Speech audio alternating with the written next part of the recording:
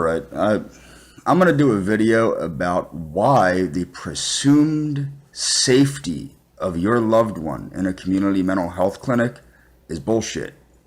Okay? Now, the one actual thing that actually helps people at community mental health clinics is community supports. Things like case management and peer support, where it takes place in real life. And some of the things that these programs do is they help the person get welfare, get social security, make a budget, uh, socialize in the community. One of the things that I did personally with a dude was helped him deal with his PTSD in real time. And of course, got people the programs they needed and stuff like that, housing programs, yada, yada, yada.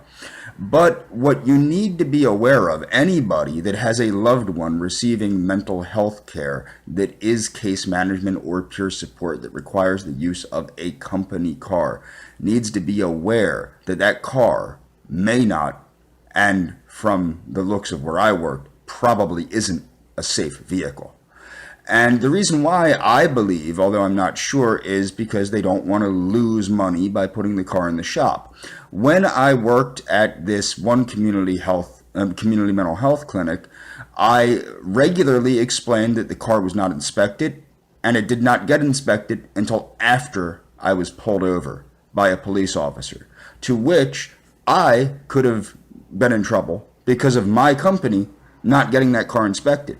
And if they did not get that car inspected prior to my appearance in court, I would have been liable for that because my company, again, and you're told, and this is what they'll say, well, you could always refuse to drive the car. Yes, but when you are threatened with loss of your employment by your supervisor if you refuse to drive the car, and you need the money to pay the rent, you are going to drive a car that is uninspected. Again, another issue with the car was a very bad exhaust leak, which I had complained about for months before it was fixed. And another issue was, of course, the a slipping transmission, and also a problem with the brakes and the brake light. All of which I continually complained to my supervisor, who clearly got her job due to affirmative action, and all of the time I was basically told, keep driving the car. Now, again, you will see that many people will say, well, you could refuse driving the car. And like I stated, you cannot really do that when you depend on your paycheck to survive.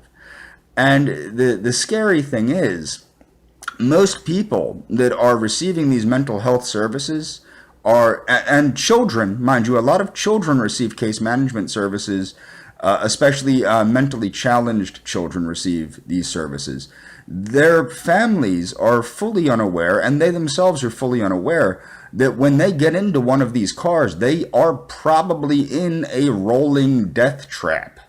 The vehicle that I used was in very poor condition, which can be verified by anybody that has been in it. Actually, some of the clients complained to my supervisor about the shitty condition of the vehicle's brakes and transmission, which was what they could recognize. And also another funny thing was the other people that had driven the car regularly complained, not to the supervisor, of course, because that would make sense, but to me. And also, it was just an interesting situation. And it's one of the many problems with community mental health that should be looked into is the fact that they probably would rather that money be circulated into, say, the CEO's pocket as opposed to the welfare of the client or the employee. Mind you, the welfare of the clients and the employees at community mental health clinics doesn't mean shit to the CEO. All that matters to them is that they are stuffing their pockets with government money.